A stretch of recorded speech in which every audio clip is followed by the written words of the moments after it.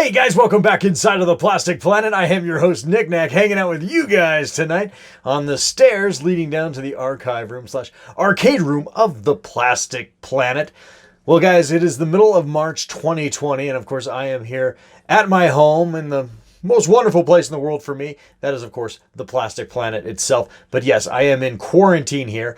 And you know what? There's two things that I'm doing right now. A, I'm eating way too much, and that's not a good thing. B, I am also laughing at all those fucking minimalists out there who are also in quarantine. Well, I'm playing all my sweet video games and watching all my obsolete DVDs, man. You're just hanging out, watering your fucking fern. Oh, yeah. That's good stuff, guys. That's good stuff. But I am also taking advantage of this time and trying to really enjoy some of the things that I do have down here, including all my video games. And in addition to that, I am also revisiting a ton of DVDs and Blu-rays that I have bought over the years that I have down here in storage down here in the Plastic Planet. One thing that is sort of a pet peeve of mine is when people snob physical media here in 2020. Everyone says, well, I only download my stuff now. I only keep it digitally. I don't buy hard copies of anything. And to them, I say, you're a fool. And I'm sorry I have sort of a hardliner opinion on this, but if you're not actually buying physical media, you're only long-term renting. And that sucks, because that platform that you're renting that particular, or buying, I guess, that particular film on or product on might not always be available, but I will always have my hard copies of my Blu-rays and DVDs, and even some obsolete VHS as well. So anyway, guys, I'm going to give you guys a list of what I am watching, what I'm getting caught up on here in the Plastic Planet as far as my physical media goes. And most of these you can't find on streaming, and that's why they're awesome to have. All right, guys, let's do it right now.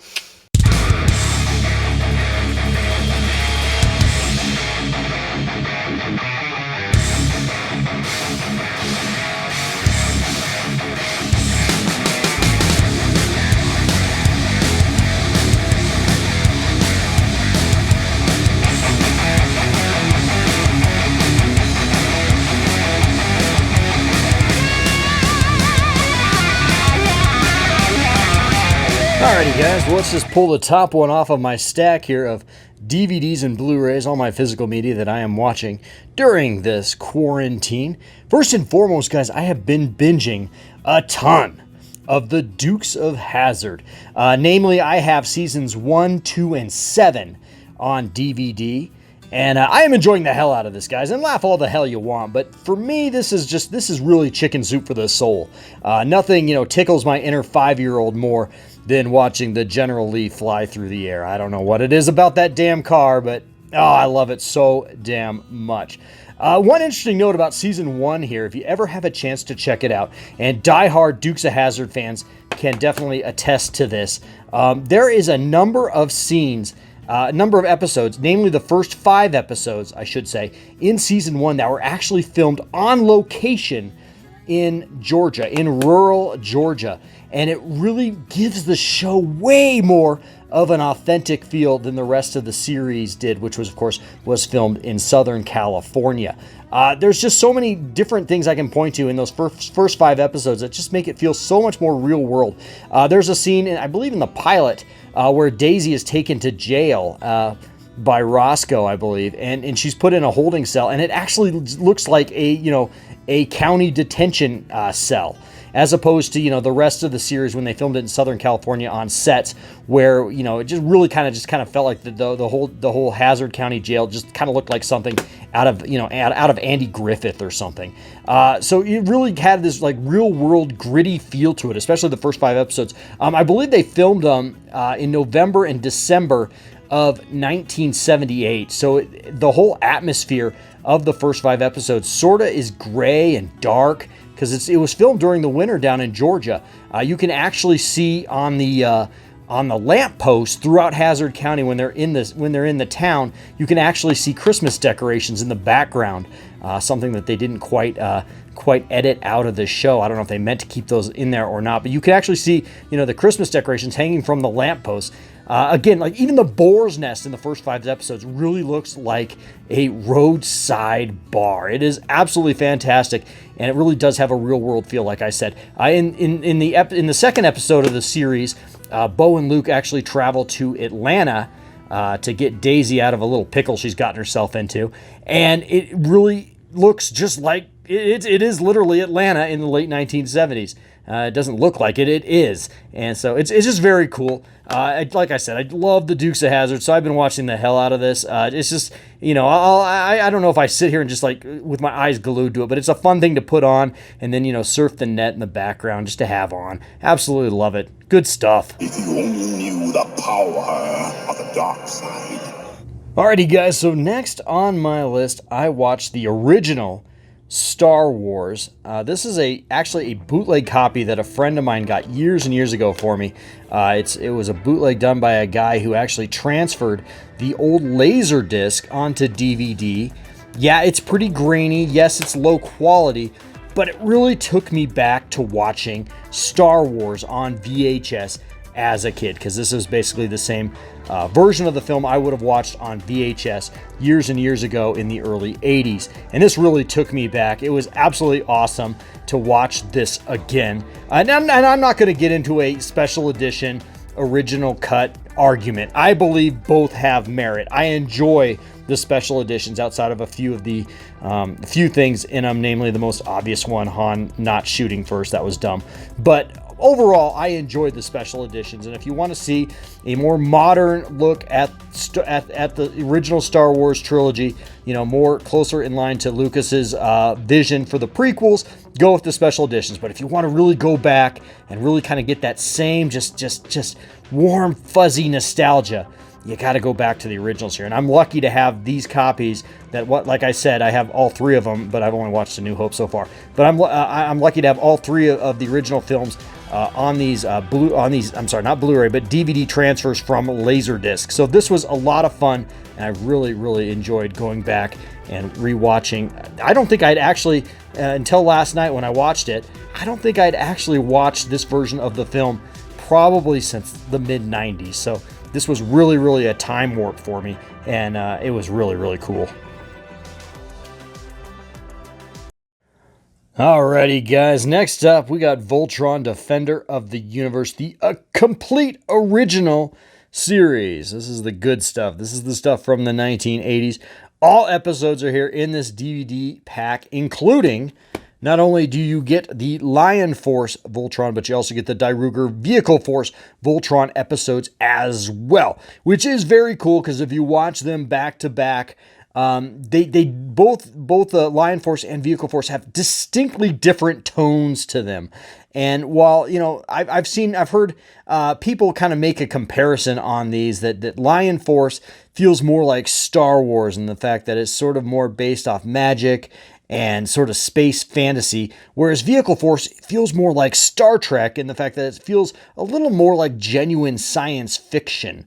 And it kind of deals with galactic geopolitics and things like that, if that makes any sense at all. Really, really damn fun. All 124 episodes on a ton of discs here. I picked this up off Amazon a couple months back. Have watched several episodes already. I think I got this whole set for about $40 on Amazon, maybe a little more. I can't remember. But anyway, yeah, this is really damn dynamite. Again, nothing better during times of stress and unknowns to just completely and utterly embrace your inner 10-year-old. And that's what I've been doing by watching these. Absolutely awesome. Alrighty, guys. Well, it can't all be sugar cookies and marshmallow fluff all the time. Sometimes you got to watch something with a little bit more substance, but still kind of get that kind of nerd flavor mixed in. And that's why I've been watching a lot of Shin Godzilla lately. I've probably watched this movie 3 or 4 times in the last 3 weeks, maybe. I don't know. I've just been digging the shit out of this movie. And every time I see it, I see something new or I pick up on something new in it. This is an absolutely fantastic film and eerily, incredibly relevant to what is going on in the world right now, as this is basically a satire of how the ineptitude of government to protect people during a national emergency. And that's exactly what Shin Godzilla is all about. It basically was the Japanese basically satirizing I believe the Fukushima nuclear meltdown incident from several years ago, or from a couple years ago. This is basically what Shin Godzilla was based off of, and it is an absolutely fantastic film. I really do love the character design of Godzilla in this. While he's not my favorite, he has his place. I mean, you can like it all. I think you don't have to be tribal about things like this. And I absolutely love this particular look of Godzilla. While I like other versions better, I will admit this one has its place in my heart because he is so gruesome and just completely different from any other version of Godzilla that has ever come along. So if you want to watch something that kind of has some escapism but has such eerie relevance to what is going on in the world today, I gotta admit, guys, you gotta get Shin Godzilla. Check it out. And conversely, if you want to watch the trippiest Godzilla movie ever made, check out Godzilla vs. the Smog Monster, or Godzilla vs. Hedorah. This is a DVD copy I picked up off eBay a couple months back. This film is just incredible, and it is probably my favorite, one of my favorites anyway, of the Showa era Godzilla. I believe this film was made in 1971, if I'm not mistaken. But Hedorah is just absolutely insane.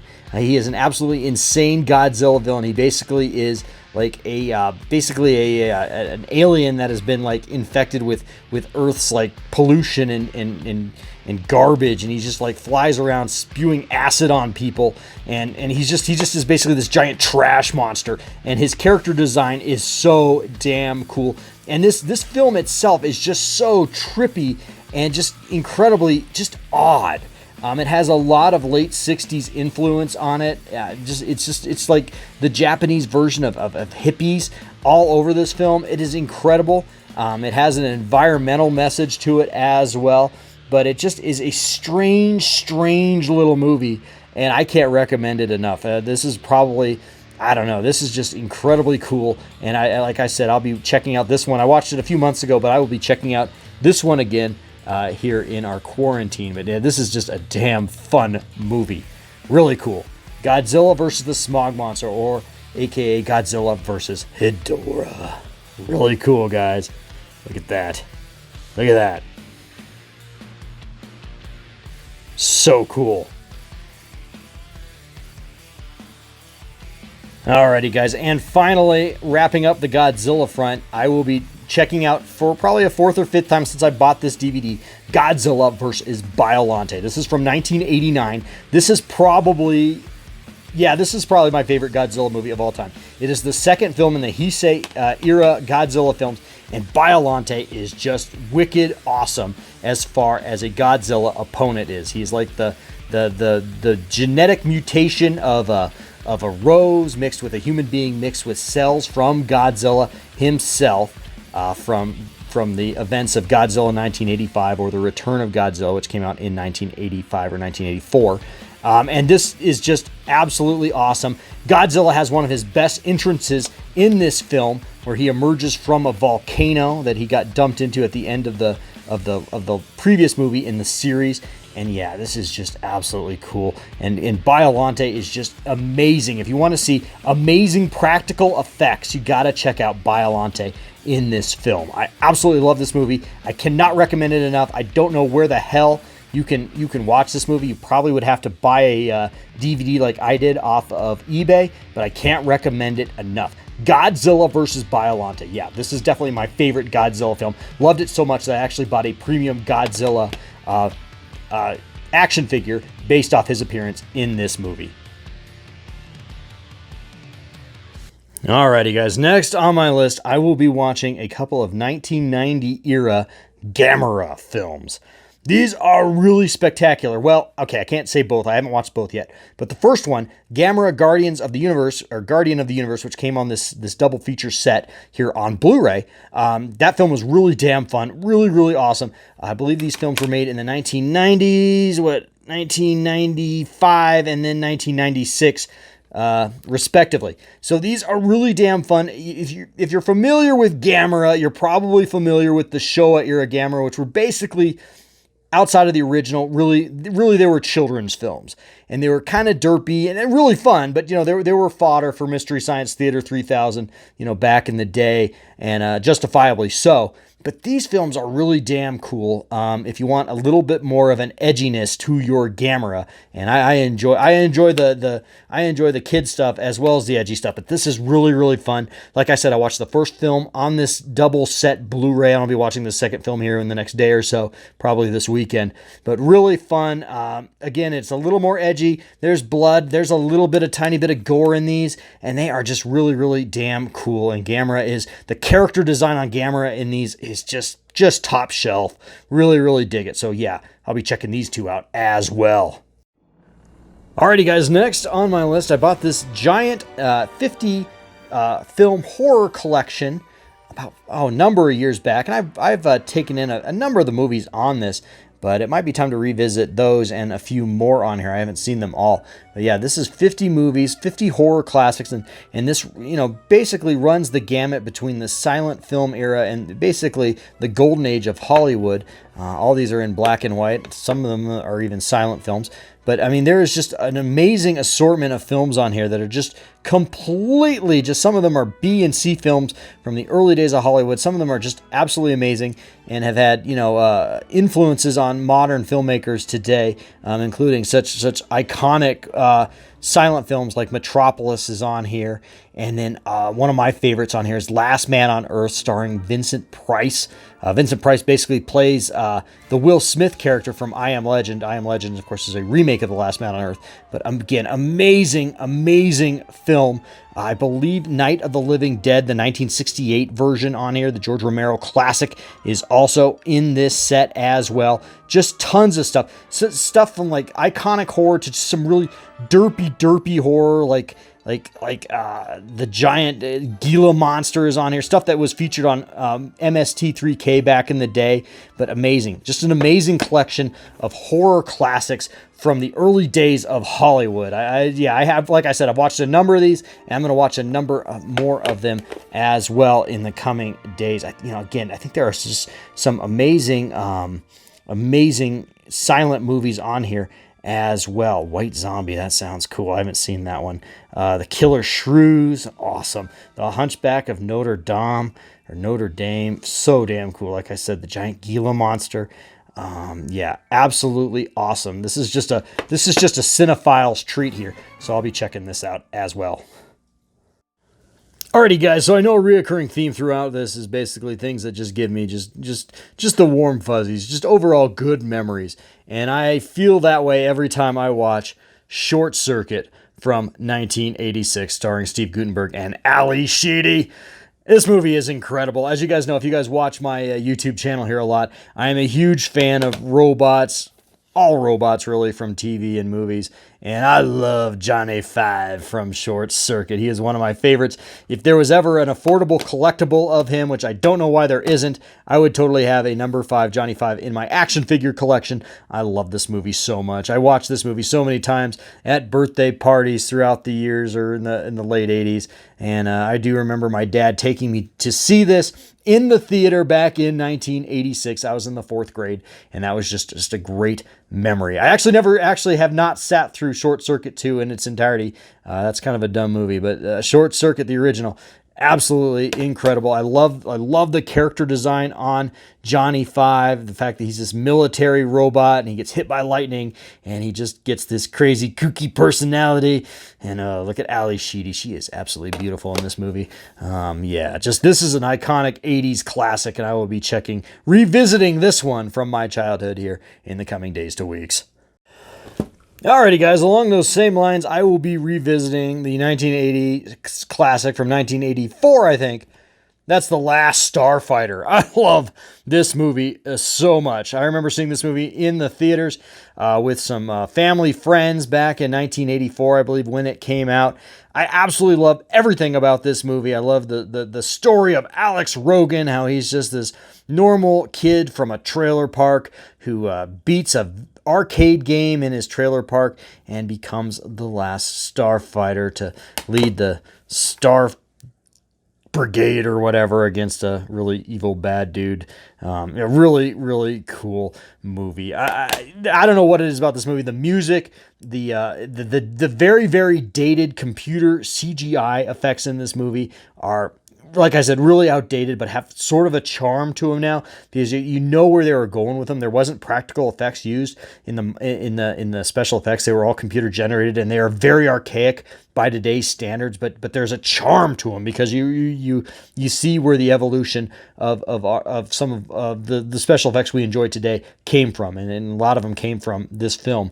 Had an influence from this film, Last Starfighter. The music in this film is awesome. I love the main theme song from this movie. I can dial that up on YouTube right now and just get pumped up. I love the main theme song from this movie. I love this movie a lot. It's sort of a guilty pleasure. It's just fun, and yeah, I'll be dialing this one up when I really need to start feeling better about things. I'll be pumping up The Last Starfighter. Awesome. Alrighty, guys, in the next couple days to weeks, lastly, I will be relying heavily on my all-inclusive classic Looney Tunes collection. This is a 6-disc set that I picked up years ago. I believe it is pretty much all-inclusive for the entire Warner Brothers short library, to my knowledge. I'm not an expert on it, but all the classics are here. Even some of the real unpolitically correct ones are here as well. These are absolutely iconic, and you know what? Nothing takes me back to my childhood, the innocence and wonderfulness of my childhood, more than the Looney Tunes. I love the Looney Tunes. You know, the Looney Tunes also just basically has introduced generations of children to iconic classical music, and that is one thing that I love about Looney Tunes is the score on these cartoons. But above that, just the zaniness and the fact that they still hold up today, and the animation quality still holds up today, even though some of these are 60, 70 years old now, maybe even older. Absolutely awesome. Bugs Bunny, Daffy Duck, Roadrunner, Wile E. Coyote, Sylvester and Tweety, Speedy Gonzales. These are my favorites. I absolutely dig them. My wife's more of a Disney gal. She likes Mickey and Donald. I like Bugs and Daffy. Yeah, make mine Warner. So yeah, these are absolutely iconic. I will be watching these. Yeah, really, really freaking awesome. Alrighty, guys. Well, that's going to wrap up this edition of The Plastic Planet. I hope you guys enjoyed that little preview of what I will be watching in the next coming days to weeks as we ride out this ugliness that is going on in the world right now. Most of what I showed you guys tonight, I don't believe you can stream anywhere. Maybe a few of those things you could, but I don't know. And again, I am just such a big proponent of physical media, because once you own it, and it is yours forever. And a lot of that stuff is some obsolete shit, but you know what? The obsolete stuff is the stuff that you know what, the normies aren't watching. So when you go to work, when you go back to work after all this, and you have to sit through whoever's like your friends talking about how they binge watch The Witcher or whatever bullshit, man, I'm going to be able to say, I watched the Dukes of Hazzard and Looney Tunes and the classics, man, because that's what it's all about. That's how you get through things, is to go back to what is good about the world, and it was good about being a kid and what is in your soul. So anyway, good stuff, guys. Good stuff. All right, guys. Well, that's going to wrap things up here from The Plastic Planet. Please like, share, comment. Please do subscribe, and please, guys, take care of yourselves out there. I know it's rough right now, but we're going to get through this. It's going to be okay, and we'll be able to get back out there real soon and buy some plastic shit. All right, guys. Later, guys. Love you. Take care, all right? Seriously. Love you guys.